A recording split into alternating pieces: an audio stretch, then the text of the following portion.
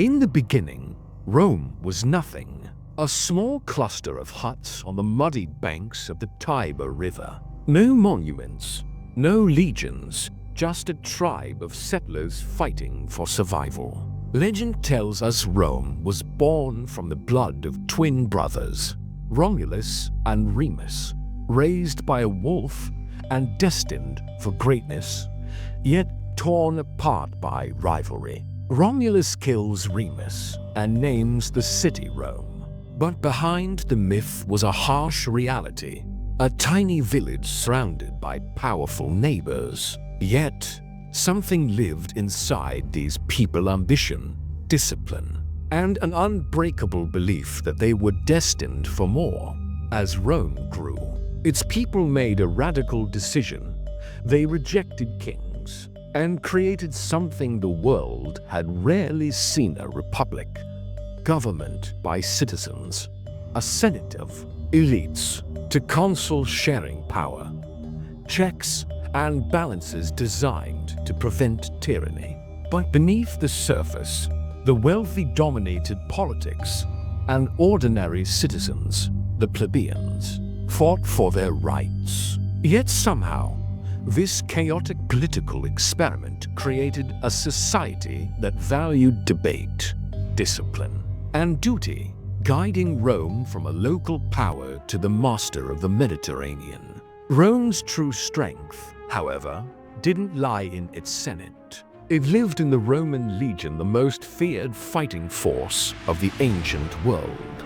Legionaries trained like machines, disciplined, organized, ruthless.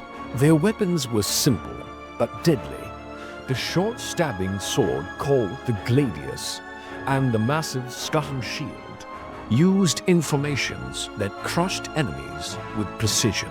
But Rome's greatest advantage wasn't steel, it was structure.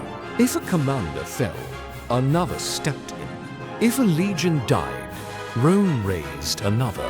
Through fire, blood, and strategy, the legions carved Rome's destiny. But Rome soon met its greatest rival, Carthage, a superpower built on trade, wealth, and naval dominance. The two titans collided in a series of conflicts known as the Punic Wars. The Second War brought Rome face to face with a military genius, Hannibal Barca. He crossed the Alps with war elephants and decimated Roman armies at Trebia, Trasimene, and Cannae. Cannae was the darkest day. In Roman military history, over 50,000 Romans dead in a single afternoon. But Rome refused to surrender. They rebuilt, regrouped, and struck Carthage at its heart. By 146 BC, Rome had crushed Carthage, burned the city to ash, and claimed the Mediterranean. It was no longer a rising power. It was the undisputed master of the Western world. Into this expanding world stepped a man who would redefine everything: Gaius Julius Caesar, a brilliant orator, a master strategist, a politician adored by the masses and feared by the Senate. Caesar's conquest of Gaul made him a legend. As his fame and power grew, so did the Senate's terror. When they ordered him to disband his army, he responded by crossing the Rubicon River, a symbolic act of war. The die is cast, he said. Civil war erupted. Caesar emerged victorious, and the Republic was dying. The Senate believed Caesar was becoming a dictator. So, on the Ides of March, 40 for BC, a group of senators stabbed him 23 times. Et tu, Brute. With his fall, they thought the Republic would be restored. They were wrong. Rome plunged into chaos and more civil wars. Rome had killed Caesar, but in doing so, it had killed the Republic. From the ashes rose Caesar's adopted son, Octavian, later known as Augustus. He defeated all rivals, including Mark Antony and Cleopatra, and emerged as Rome's lone ruler. But Augustus was clever. He didn't call himself king. He kept the Senate and its titles, but held all real power. Rome had its first emperor. Under Augustus, the empire was born and Rome entered its golden age. For the next 100 years, the empire lived through the Pax Romana, the Roman peace. Trade flourished, roads connected continents, and architecture reached new heights. The Colosseum rose, the Pantheon stood. The empire shone with a brilliance the world had never seen. Rome didn't just conquer, it built. The Romans created 250,000 miles of roads and massive aqueducts that carried water across mountains. All roads lead to Rome wasn't a metaphor, it was literal. These structures displayed Rome's genius, but also required massive wealth and manpower to maintain. The empire's reach was both its strength and its burden. Inside Rome, life was a world of extremes. The wealthy lived in luxury, while the poor crowded into apartments where fires and crime were rampant. And then there were the millions of slaves who built the empire, their suffering a source of tension that never faded. By the 2nd century AD, Rome controlled territory across Europe, North Africa, and the Middle East.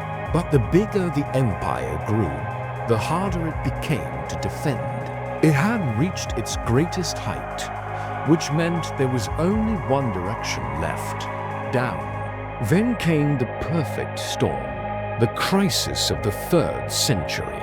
Between 235 and 284 AD, Rome nearly collapsed. 26 emperors rose and fell in 50 years, most of them dying violently.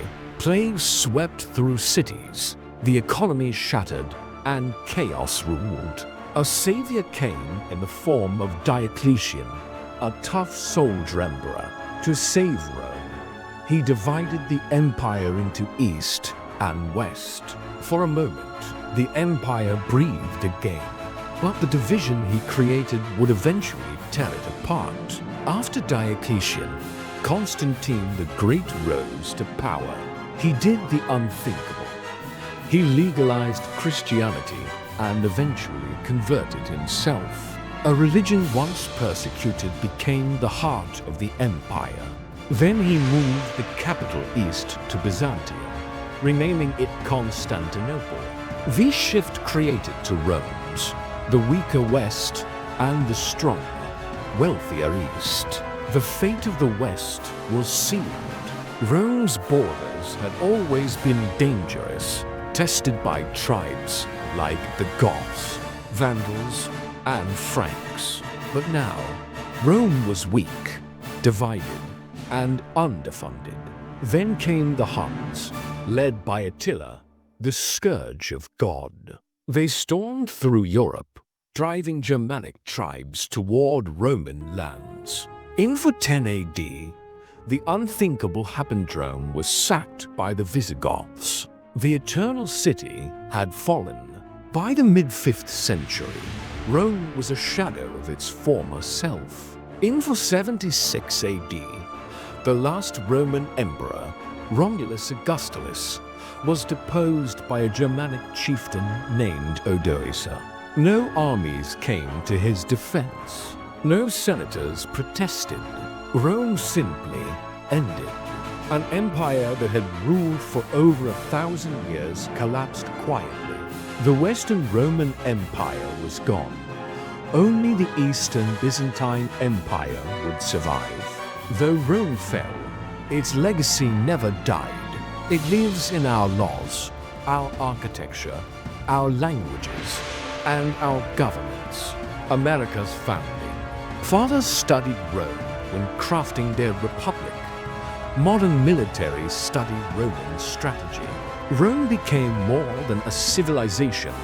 It became an ideal blueprint for power, order, and ambition.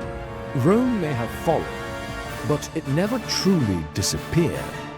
It lives on in us. Thanks for watching. If you found this journey through history fascinating, be sure to like, subscribe, and hit the bell for more.